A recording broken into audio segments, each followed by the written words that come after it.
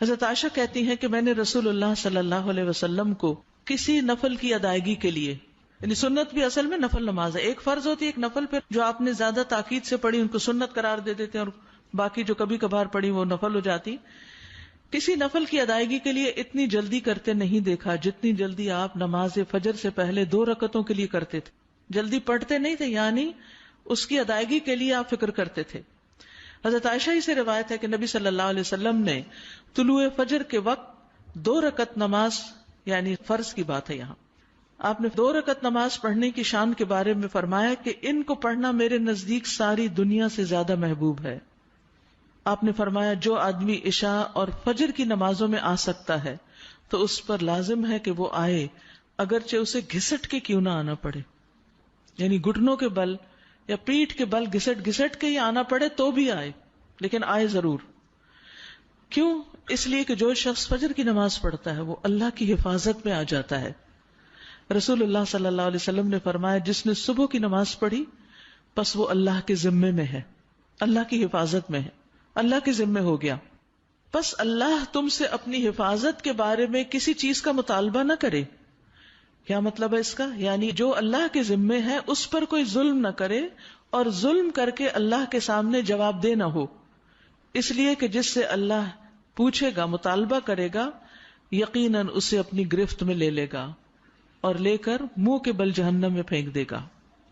اس سے کیا بات پتہ چلتی ہے کہ جو شخص فجر کی نماز کی حفاظت کرتا ہے وہ اللہ کے قریب ہو جاتا ہے، اللہ کی حفاظت میں ہو جاتا ہے. کسی کو حق نہیں کہ اس پر ظلم اور زیادتی کرے. جو اس شخص پر زیادتی کرے گا جو فجر پڑھتا ہے تو وہ دراصل اس ذمے میں خیانت کر رہا ہے جس کو اللہ نے اپنے ذمے لیا ہے، اور پھر قیامت کے دن اللہ تعالیٰ ایسے شخص کو پکڑے گا. یعنی فجر پڑھنے والے کی عزت اور احترام لازم ہے، کیونکہ صرف مومن ہی اس کی پابندی کرتا ہے. بہت سے لوگوں کے لیے فجر کی نماز بڑی بھاری ہوتی ہے، وہ ایک خاص وقت سے پہلے نہیں اٹھتے. کچھ لوگوں کی اکثر ہی قضا ہو جاتی، وہ چونکہ دیر سے سوتے ہیں تو صبح اٹھ نہیں پاتے، تو ان کی حفاظت اللہ کے ذمے پہ نہیں ہے. تو اس لیے بہت ہی فکر کرنی چاہیے کہ فجر کی نماز قضا نہ ہو، یعنی کوئی باقی کر لیں، نہیں، کیونکہ باقی تو پھر ہم جاگ ہی رہے ہوتے ہیں نا، تو اذان بھی سنائی دے دیتی ہے اور وقت بھی پتہ چل رہا ہوتا ہے اور دوسروں کو بھی ہم دیکھتے ہیں پڑھ رہے ہیں تو پڑھ ہی لیتے ہیں. لیکن فجر کی چونکہ ایک ذمہ داری ہوتی ہے اٹھنے کی بھی، اور پھر وقت پر اٹھنے کی، اور پھر مسجد میں جانے کی، تو اس لحاظ سے اس کی حفاظت بہت ضروری ہے. اور فجر پڑھنے والا شام تک اللہ کی حفاظت میں ہوتا ہے. اس میں ایک واقعہ بھی آتا ہے احادیث کی کتابوں میں. اعمش کہتے ہیں کہ سالم بن عبداللہ بن عمر، ابن عمر کے کیا لگے بیٹے اور حضرت عمر کے پوتے، یہ حجاج کے پاس بیٹھے ہوئے تھے. حجاج کے بارے میں سب جانتے ہیں کہ بہت ظلم کرتا تھا.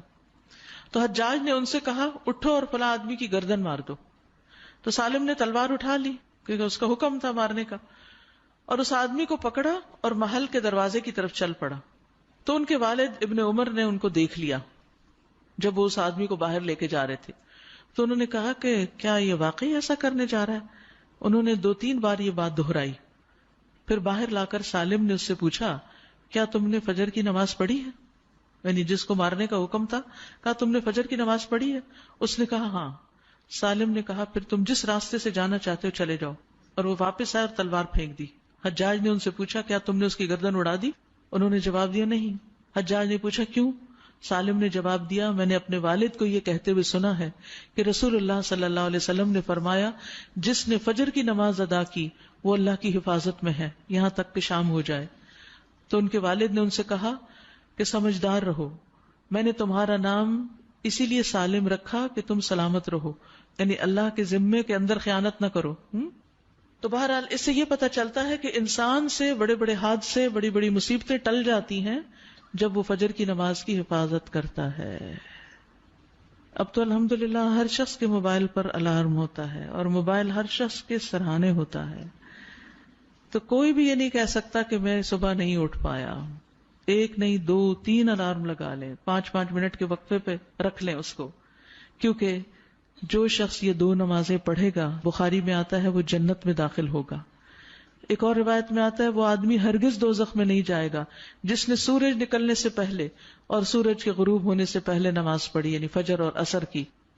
اور پھر آپ نے فرمایا ان نمازوں میں سستی نہ کرو اگر تم اللہ کا دیدار کرنا چاہتے ہو، اس طرح کہ جیسے تم 14ویں کے چاند کو دیکھتے ہو اور تمہیں کوئی دھکم پیل کا بھی واسطہ نہیں پڑے گا. یعنی جو ان نمازوں کی حفاظت کرتا ہے وہ اللہ کے دیدار کے قابل ہوگا. اور پھر بعض اوقات لوگ رات قیام کرتے رہتے ہیں، آخر حصے میں سو کے فجر قضا کر دیتے ہیں. کیا ہے تہجد کے لیے اٹھے تھے، وہ آنکھ نہیں پھر کھلی فجر کے لیے. تو یہ نہیں ہونا چاہیے. عمر رضی اللہ عنہ کہتے ہیں میں صبح کی نماز با جماعت پڑھوں یہ مجھے اس سے زیادہ محبوب ہے کہ میں ساری رات قیام کروں. ساری رات کے نوافل سے زیادہ محبوب ہے کہ فجر کی نماز جماعت کے ساتھ. ہاں منافق پر فجر کی نماز بھاری ہوتی ہے، تو منافقت سے نکلنے کے لیے، نفاق سے نکلنے کے لیے اس نماز کی پابندی ضروری ہے. ابی ابن کعب کہتے ہیں ایک روز رسول اللہ صلی اللہ علیہ وسلم نے ہمیں صبح کی نماز پڑھائی. اس کے بعد فرمایا کیا فلاں حاضر ہے؟ لوگوں نے کہا نہیں. آپ نے پوچھا کیا فلاں آیا ہے؟ لوگوں نے کہا نہیں. آپ نے فرمایا بلا شبہ یہ دو نمازیں منافقوں پر سب سے بھاری ہیں، سب نمازوں سے زیادہ بھاری، یعنی فجر اور عشاء. اور اگر تمہیں معلوم ہو کہ ان میں کیا کچھ اجر و ثواب ہے تو تم ان میں ضرور آؤ، خواہ گھٹنوں کے بل ہی کیوں نہ آنا پڑے.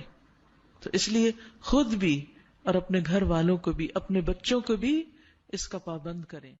سبحانک اللہم و بحمدک اشہد ان لا الہ الا انت استغفرک.